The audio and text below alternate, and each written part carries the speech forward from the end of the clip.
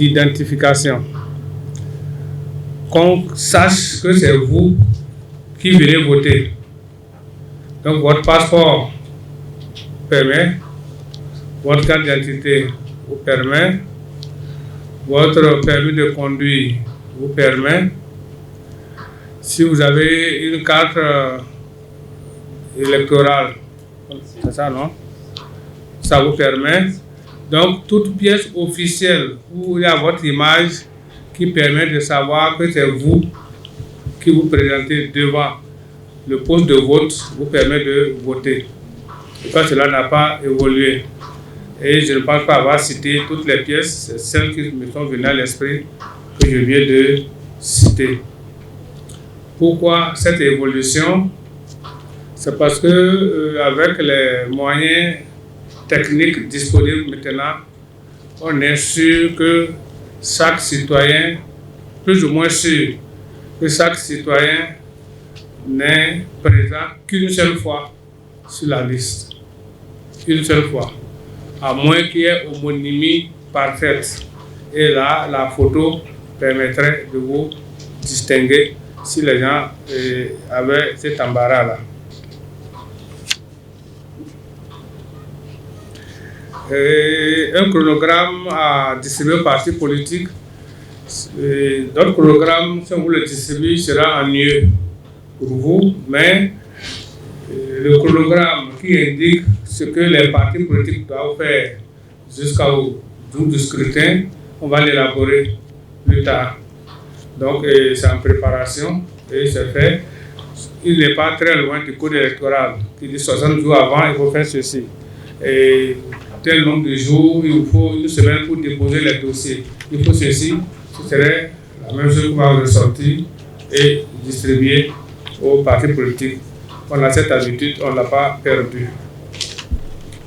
L'intervention de Moël Bénin, c'est des débats, c'est des opinions. Je ne sais pas si nous sommes en mesure de répondre à ça. Mais dans les pièces qu'on a dans le Parlement, comme je suis un ancien parlementaire, il a un peu de bon sens dedans. Le certificat de nationalité est nécessaire parce que quelqu'un peut avoir renoncé à sa nationalité. Si vous avez renoncé, vous êtes né ici, vous avez une carte d'identité nationale, il a 2 ans, il a 4 ans, un matin, vous pouvez décider de renoncer à votre nationalité. Si vous renoncez, vous pouvez revenir. C'est régulier. En conseil des ministres, il n'y a pas eu un conseil des ministres où il n'y a pas eu Benoît qui renonce à sa nationalité. Parce qu'il a acquis une nationalité, par exemple, allemande, où les gens n'acceptent pas qu'on ait 2 nationalités. Voilà pourquoi on le met.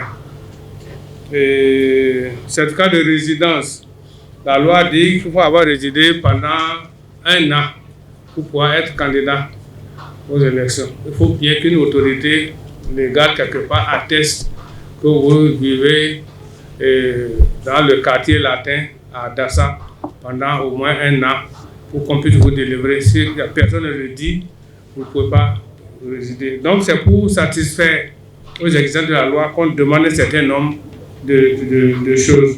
Donc je dis que c'est un débat et vous pouvez le faire avec d'autres personnes et un citoyen devrait pouvoir être en mesure d'avoir ces pièces-là pour répondre ici et là. Aucune ne manque de bon sens. Et dans les pièces qu'on demande aux uns et aux autres, c'est pour s'assurer, parce que celui qui sera élu va représenter le Bénin, la population, le peuple béninois pendant 4 ans ou 5 ans, va voter des lois, va proposer des lois, va insister. Donc on veut s'assurer que celui-là est totalement là. Il ne veut pas voter la loi et le lendemain fuir, nous abandonner avec les problèmes. Donc la personne elle-même vivra ce qu'elle aura voté comme loi. On peut faire le débat là-dessus plus tard si vous le souhaitez. Et la NIP, je vais parler au PRD.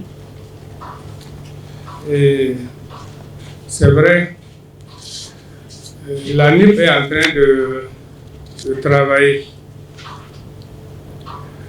on aura l'occasion d'afficher les listes, la LEI, comme vous l'avez dit. C'est à ce moment que vous devez être vigilant pour vous assurer que les électeurs n'ont pas été transférés contre leur gré ailleurs. Je sais que c'est un peu une vue d'esprit. Nous qui sommes dans cette salle-là, on peut aller sur la liste nous assurer qu'on n'a pas été transféré. Mais ce n'est pas le grand nombre des électeurs là-bas. Et cela pourrait jouer sur le taux de participation, même sur la paix. Parce que si quelqu'un pense qu'il allait voter dans une école de son quartier, le jour des élections, il est tranquille. Il ne sait même pas vérifier parce qu'il n'a pas demandé à être transféré ailleurs. Si ce jour-là se présente, il ne voit pas son nom, ça peut amener des énervements et peut-être jouer sur la tranquillité. Mais c'est donc nous, responsables de partis politiques, nous qui comprenons les règles du jeu, qui devons pouvoir aider les parents dans chaque quartier. Voilà ce que je peux dire, mais on va attirer l'attention de l'ANIP là-dessus.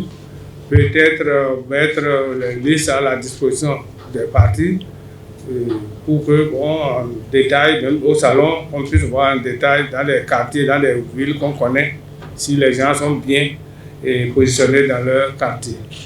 Voilà ce que je peux répondre là-dessus. Pas tout le pouvoir sur l'ANIP, les techniciens, ils ont une volonté. Mais je sais qu'ils doivent s'appuyer sur les listes existantes. C'est la liste existante qui était quand même bien, où les gens connaissaient, vous devez aller voter. Il n'y aura qu'un ajout des Béninois qui s'inscrivent pour la première fois sur la liste électorale, ou des nouveaux jeunes, des nouveaux adultes, qui vont sur la liste. C'est là que c'est important. Voilà. Donc nous sommes à l'essai, peut-être au début tout ne peut pas être parfait dans la technique, et probablement pour les élections suivantes, l'ANIP aura le temps de s'améliorer. Mais on veut voir d'abord les résultats nous-mêmes avant d'apprécier. Je m'en voudrais, quoique le lieu ne soit pas très adapté pour vous, parce que Moël Bénin, notre ami Ayagi, a ouvert une opinion. On appelle ça opinion qui peut intéresser plus d'un. Et comme le président l'a dit, je m'en voudrais de ne pas vous dire que cette opinion est intéressante, mais le lieu n'est pas peut-être pour maintenant. Et je voudrais ajouter à votre opinion, associer la liaison entre élection et développement. On va en reparler. Je m'en voudrais de ne pas dire ça en tant qu'universitaire. Je voudrais répondre à la question relative, compléter plutôt la question relative à la mise à disposition d'informations concernant le processus électoral. Je crois que l'obligation de la Sénat, c'est de publier le calendrier électoral. Et la Sénat l'a toujours fait de façon solennelle, puisque le code électoral en dispose ainsi. Et c'est plutôt 90 jours avant le scrutin que la Sénat publie ce calendrier électoral. Dans le chronogramme, ce sera fait à bonne date. Donc, vous patientez. Quand le moment va arriver, on va vous inviter solennellement. Le président de la Sénat va remettre cette liste-là à toutes les parties prenantes. Il n'y a pas encore péril en la demeure. Deuxièmement, c'est que dans le nouveau dispositif de la loi portant code électoral qui est en vigueur présentement, il y a un nouvel opérateur qui est introduit, qui est l'ANIP. L'ANIP, c'est une structure nationale qui fait le recensement de la population, qui tient l'état civil. Nous lui faisons confiance, je crois vous aussi. Simplement que nous l'avons rencontré plusieurs fois pour lui demander le format dans lequel il va présenter la liste électorale pour qu'elle soit exploitable par ceux qui seront chargés le jour du scrutin de gérer les postes de vote. Pour l'instant, il n'y a aucun retard là-dessus. Le président a dit qu'il recommande aux partis politiques d'inviter les différents militants à se présenter vers les postes ouverts au niveau décentralisé par l'ANIP pour faire les rectifications, les vérifications qu'il y a sur les postes de vote, ou que chacun soit attaché au poste de vote qui estime le meilleur pour qu'il joue son rôle le jour venu. Ensuite, vous avez dit quelque part, vous me soupçonnez d'être impartial, que je ne peux pas être impartial, parce que j'ai des intérêts militants. C'est vrai, je suis un homme.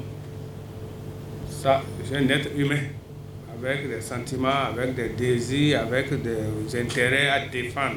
Ça, c'est clair. Mais mes intérêts ne sont pas les intérêts du conseiller Gounou. Ils sont peut-être opposés. Mes intérêts ne sont pas les intérêts du professeur. Je peux même dire antagonistes. Celui qui essaiera de faire pour que tout se passe normalement, le DGE. Même nous aussi, on est là pour ça. Pour que ça se passe pas dans l'intérêt d'un individu le plus impartial possible. Et on est convaincu de ça. Et quand on discute, c'est dans ce sens qu'on discute. On a deux autres qui sont en mission, qui ont certains aussi des intérêts différents des nôtres. Donc la contradiction des intérêts finira par nous amener à être équitable, à être juste et transparent. C'est l'objectif de faire une Sénat avec des intérêts différents. Vous avez une seule personne autour. Le président n'a pas une voix prépondérante sur tout pour imposer à tous qui sont dans le conseil électoral et dans la Sénat. Faire en sorte que les différentes chapelles soient présentes, je crois que il y a des étapes où les intérêts, où toutes les chapelles seront présentes. Il y a des étapes où on est obligé de choisir quelques-unes et à partir du moment où les intérêts sont différents, et on pense avoir l'équité. Mettre à votre disposition le chronogramme de la Sénat, on verra, on va discuter avec le DGE, on verra aussi ce qu'il y a à l'intérieur, si ça vous intéresse vraiment. C'est pas, je vais vous dire par exemple un point à tout hasard.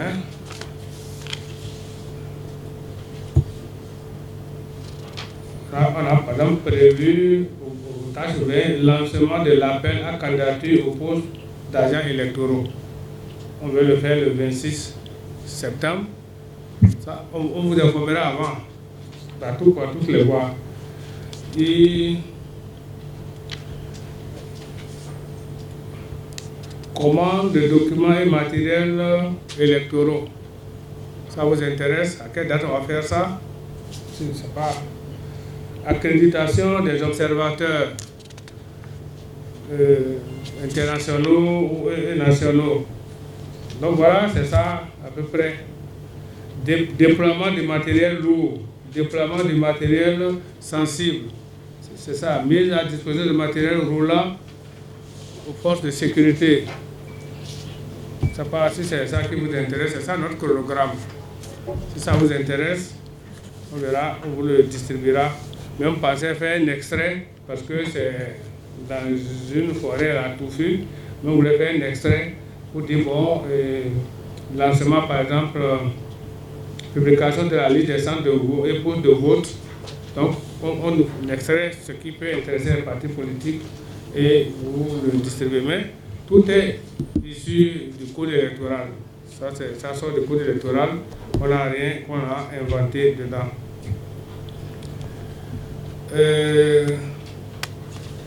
Si je veux répondre à Moël, on ne banalise pas ce que vous avez dit. Mais je voudrais vous dire ceci, nous on obéit à une loi. On est obligé d'obéir à une loi. Si c'est nous ici qui devons, en dehors de la loi, prendre des initiatives, il y aurait beaucoup de difficultés. Vous voyez tout à l'heure, quand le responsable des démocrates est intervenu, il a dit qu'il ne me fait pas confiance. Donc, vous, je vais dire que je vous connais, vous allez aux élections, mais je dirais que je ne le connais pas lui. Il n'ira pas aux élections. Vous voyez, donc voilà, vous voyez comment il réagit. Et vous savez qu'on s'en tient à la loi. Si vous tous, vous avez amené votre acte de naissance, vous avez amené votre certificat de nationalité, vous avez amené, il n'y a plus de raison de dire qu'il n'ira pas aux élections et que c'est Moël Bénin qui ira. Donc on fait un texte pour mettre tout le monde d'accord sur ça. Et actuellement, pour avoir les textes, c'est facile, hein. Beaucoup, on les obtient par Internet de votre salon. Vous pouvez obtenir un grand nombre de pièces en imprimant tout simplement. Le gouvernement a facilité la vie à beaucoup de Béninois. La pièce, cette pièce de l'ANIP devait pouvoir suffire. Oui, si vous avez aussi de l'ANIP, vous pouvez avoir toutes les autres pièces aussi. Pas forcément la carte d'identité, si vous voulez voir sa carte de nationalité, vous avez tout sur votre IFU, vous avez tout sur, en tout cas, tout est sur l'ordinateur.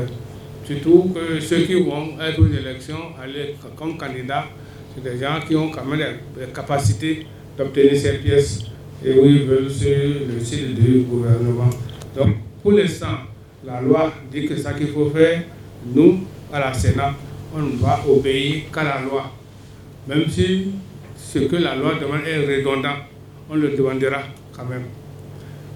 L'exemple que vous avez donné de IFU, des sociétés, il a fallu un texte pour dire qu'on ne demande plus l'IFU. Vous avez un texte pour dire, bon, désormais, il ne pas avoir l'IFU n'est plus éliminatoire. Voilà. Sinon, pendant 10 ans, vous êtes battu, ça n'a pas donné. C'est à un moment donné qu'on a dit que ce n'est plus nécessaire. De la même façon, si la prochaine législature, les députés qui vont sortir des urnes le 8 janvier prochain prennent la loi, le code électoral et suppriment certaines pièces, aux élections de 2026, on n'en tiendra plus compte. Mais si c'est les mêmes pièces qu'on va demander. Comment faire pour avoir confiance? Comment faire pour avoir confiance à la liste? L'ANIP va nous convaincre, nous tous. L'ANIP va nous convaincre, nous tous. Donc, nous, ici, on ne peut absolument rien à cette étape. C'est de la responsabilité de l'ANIP. Comment sont désignés les agents de postes de vote? Pour ce que je me souviens, la Sénat lance un communiqué et demande tous ceux qui veulent être agents de poste de vote de s'inscrire sur un site. Pourquoi c'est ça, hein? Si je me trompe. Tout le monde s'inscrit et dès qu'on a la liste, on fait la répartition. Donc le problème central, c'est de pouvoir s'inscrire parce que si c'est sur une liste papier, cela demandera à ce qu'on ait du personnel qui vont ressaisir toutes ces listes-là. Des noms auxquels on est habitué ou des noms auxquels on n'est pas habitué. Or, si c'est déjà saisi sur un site, c'est plus facile de faire copier, coller et rapidement, sans se tromper de l'orthographe, le nom des uns et des autres. Donc, s'il y a quelque chose à faire, c'est d'encourager vos représentants à se préparer parce que c'est le personnel avec profit. On ne prend pas, cela va s'assurer que la personne a le bagage intellectuel suffisant pour comprendre les documents électoraux qu'on lui aurait expliqué en une matinée ou en 2 matinées. Si le type n'a pas une certaine base intellectuelle, c'est difficile qu'il fasse le travail correctement. À quand le formulaire de déclaration de candidature, nous sommes encore loin, le moment venu, on le publiera et vous l'aurez. Le format pour les 24 femmes. Et lisez bien l'article 144 du Code électoral. Vous verrez qu'il y aura une liste. Il y a une première attribution, donc il y a une liste A qui est la liste conventionnelle.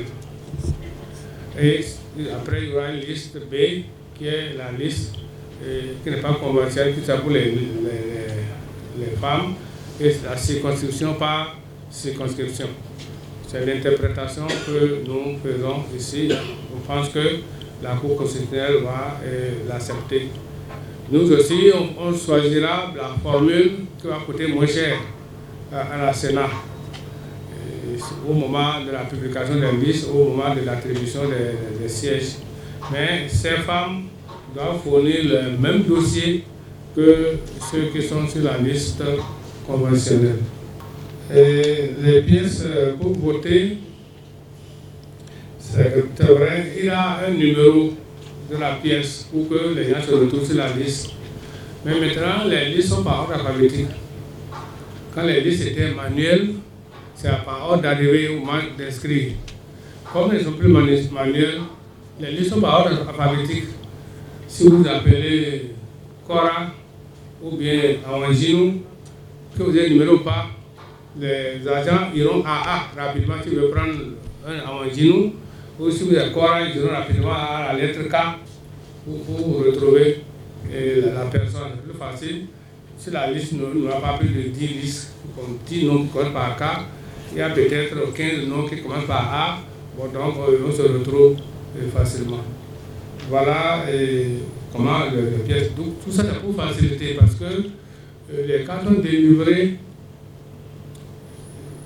et elles servent pour plusieurs élections. Et entre deux élections, il y a quelquefois 3 ans, il y a quelquefois 4 ans. C'est un petit morceau, comme ça, la carte, ce n'est pas tout le monde qui sait la garder. Surtout nos parents agriculteurs ne sont pas habitués au papier. Tout de suite, ils ont fait de voter, ils reviennent, bon, ils mettent la carte quelque part.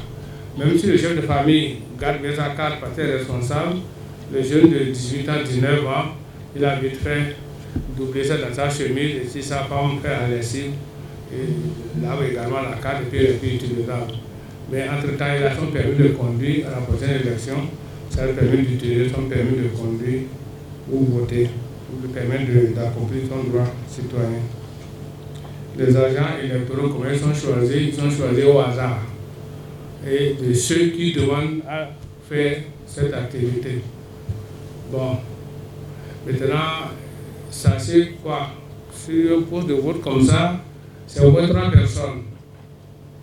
C'est 3 personnes. Fois 5 000 postes de vote, ça fait 15 000 personnes. Je ne pense pas que ceux qui sont ici, ou même avec les autres cadres de la Sénat, on puisse à nous seuls trouver 15 000 personnes qui vont jouer à notre intérêt. Ce n'est pas possible. Et répartir les caribas. Oui. Il faut qu'ils aient le profit. C'est pour ça qu'ils s'inscrivent. Ils s'inscrivent. Peut-être on verra comment améliorer ça. Parce que moi, ça m'intéresse. Bon, comment améliorer? Est-ce que en face, ceux qui s'inscrivent, on a peur aussi. Parce que si on dit en face, chacun écrit le parti de provenance, est-ce qu'on ne peut pas nous accuser plus tard d'avoir écarté c'est certain parce que ils ne sont pas représentés à la Sénat, que c'est les gens de la Sénat qui ont choisi, nous, les autres membres qui ne sont pas représentés, on a écarté nos militants. Donc c'est ça. Sinon, l'idéal aurait été ça, que chacun qui s'inscrit, même sur la plateforme, dit son parti de provenance, et nous, on va se charger de mettre toujours 3 partis différents à ce poste. Mais on craint là-dessus encore qu'on nous accuse de le faire. C'est pour ça de façon anonyme, ceux-là s'inscrivent, on est intéressé par leur profil et on les répartit. Ça, c'est moi qui imagine ça. On n'en a pas discuté parce que ça n'est pas arrivé, mais c'est la question que j'ai posée à la Sénat précédente. C'est comme ça qu'il opère. Le DG a été un membre de la Sénat précédente. Il pourrait peut-être nous éclairer. On peut être amené à améliorer ce qui se faisait pour tenir compte de vos préoccupations. Ce moment-là venait, chacun de nous est intéressé, comme M. Ondete l'a dit, à ce que ce soit le plus transparent possible. Voilà.